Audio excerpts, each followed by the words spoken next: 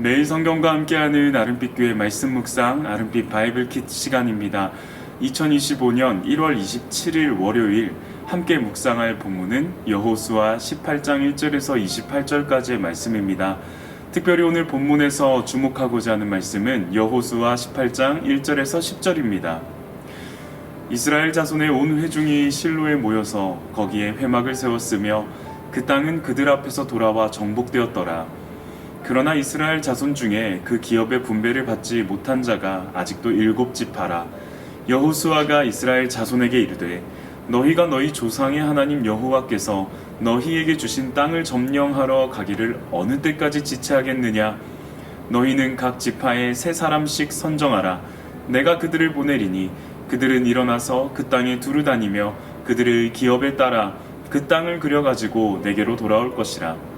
그들이 그 땅을 7부분으로 나누되 유다는 남쪽 자기 지역에 있고 요셉의 족속은 북쪽에 있는 그들의 지역에 있으니 그 땅을 7부분으로 그려서 이곳 내게로 가져오라. 그러면 내가 여기서 너희를 위하여 우리 하나님 여호와 앞에서 제비를 뽑으리라. 레위 사람은 너희 중에 분깃이 없나니 여호와의 제사장 직분이 그들의 기업이 됨이며 갓과 르우벤과 므낫세 반 지파는 요단 저편 동쪽에서 이미 기업을 받았나니 이는 여호와의 종 모세가 그들에게 준 것이니라 하더라. 그 사람들이 일어나 떠나니 여호수아가 그 땅을 그리러 가는 사람들에게 명령하여 이르되 가서 그 땅으로 두루다니며 그것을 그려가지고 내게로 돌아오라.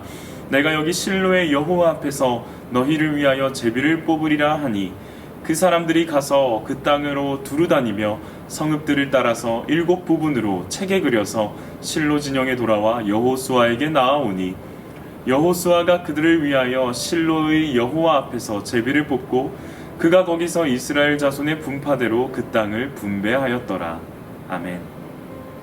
할렐루야. 사랑하는 아름빛 성도 여러분, 기대와 기쁨으로 시작하는 월요일과 한 주간이 되시기를 기도합니다.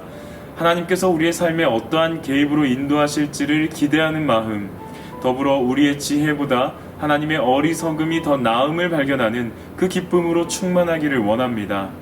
설 명절을 앞두고 오고 가는 발걸음 속에 하나님의 평강이 가득하기를 바라며 명절을 보내면서 마음이 어렵고 부담되시는 성도님들께 하나님의 위로가 있기를 소망합니다. 이번 명절에 우리의 가정마다 복음의 씨앗이 뿌려지며 풍성한 열매로 맺어지기를 기도합니다. 사랑하는 성도님들, 혹시 이런 경험이 있으셨을까요?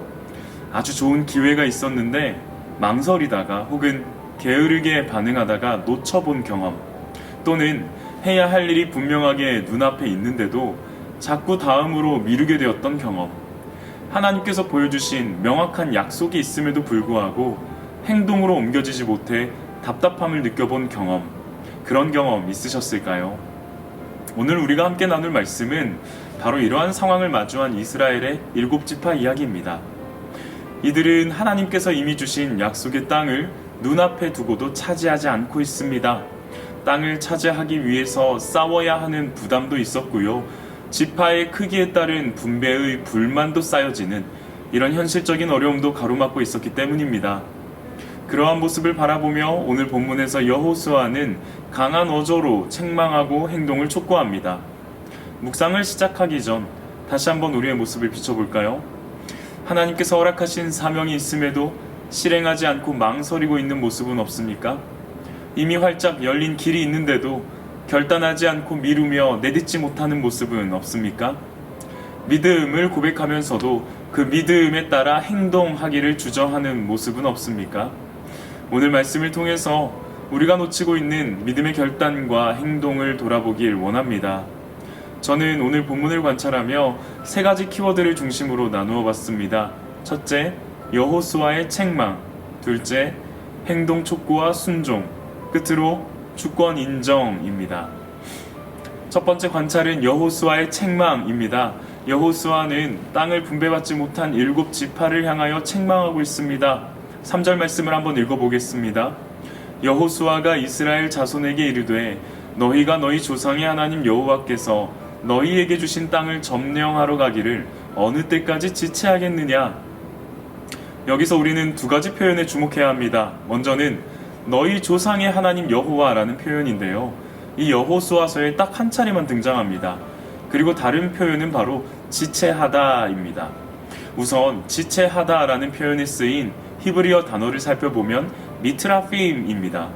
이것은 단순한 기다림이 아니라 해야 할 일을 미루고 방관하다, 느슨하다, 풀어지다를 뜻합니다.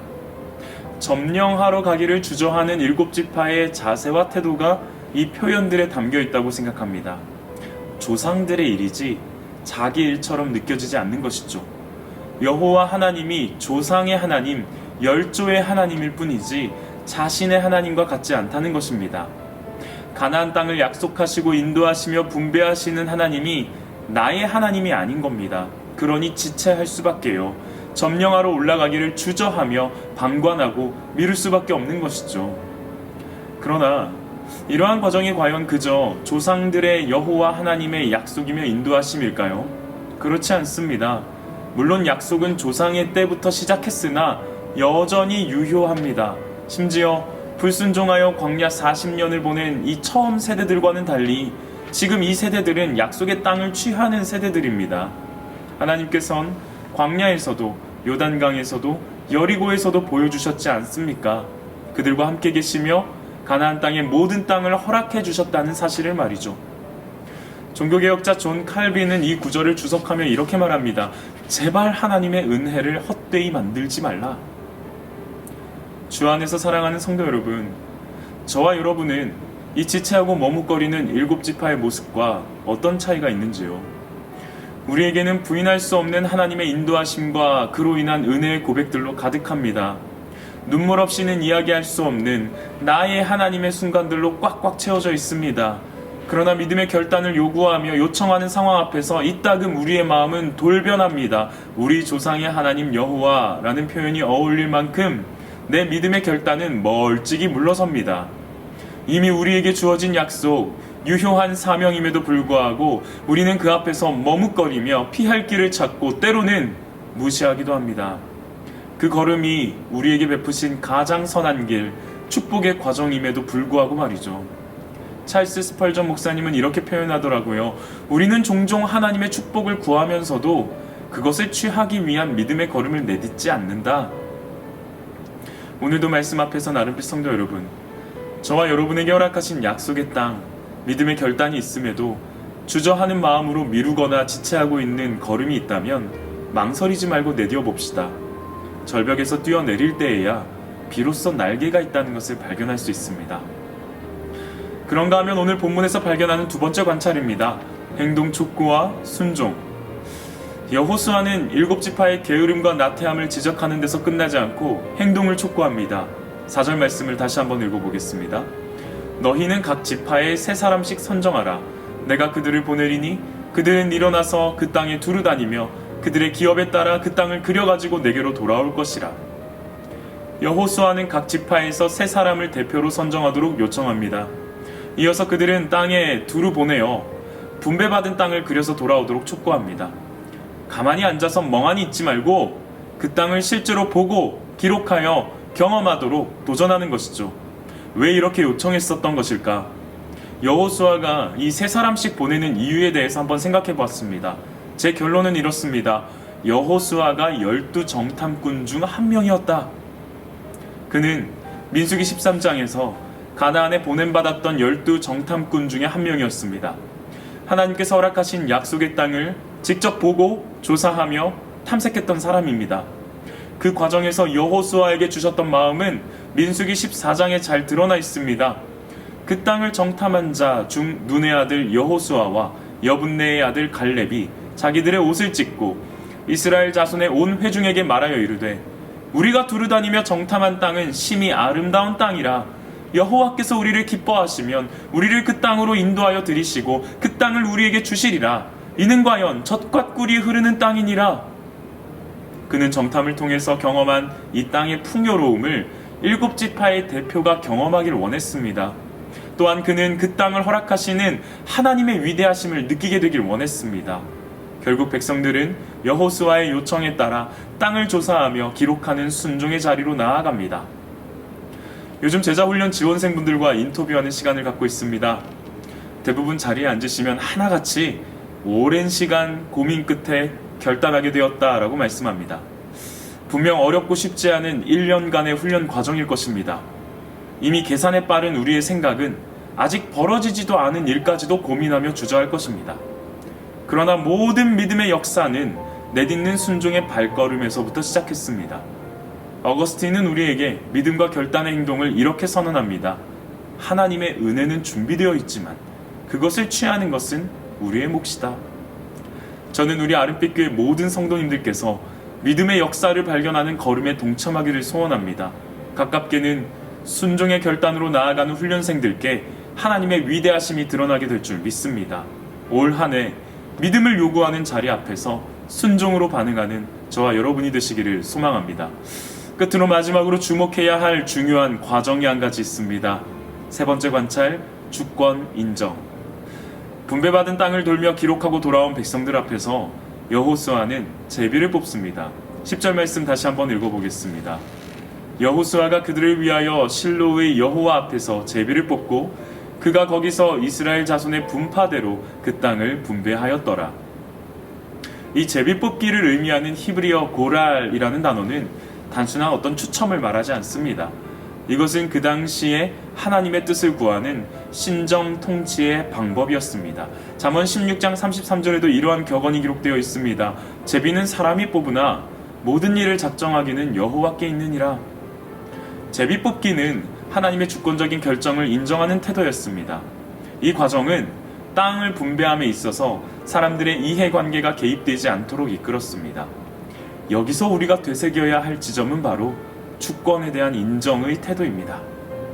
간혹 우리는 믿음의 결단에 따른 순종의 결과를 반드시 내 방식의 만족이 되기를 원하곤 합니다.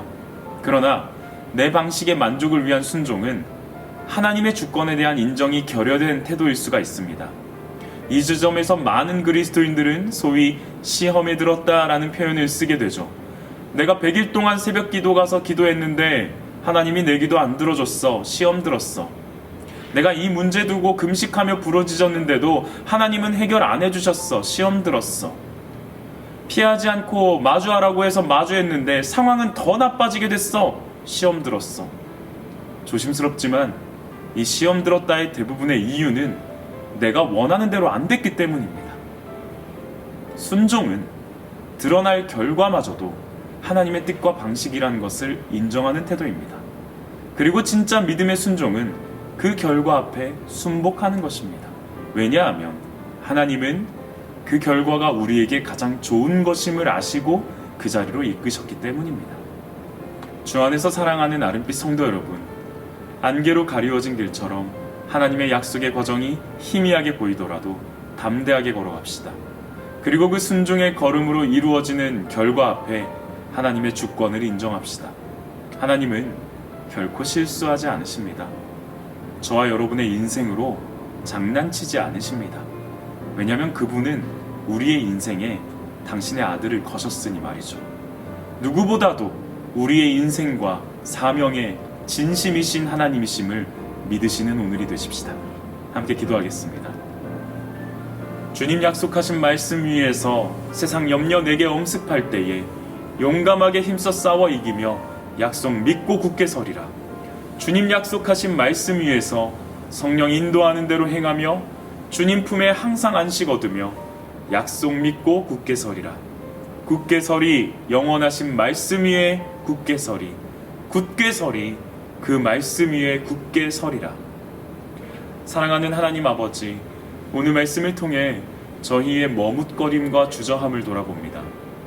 주님께서 이미 주신 약속 앞에서 망설였던 저희를 용서하시고 믿음으로 결단하고 순종하게 하옵소서. 하나님, 믿음은 행동으로 나타나야 함을 배웠습니다. 더 이상 미루지 않고 두려움 속에 머물지 않게 하시고 주님이 인도하시는 길을 용기 있게 걸어가게 하옵소서.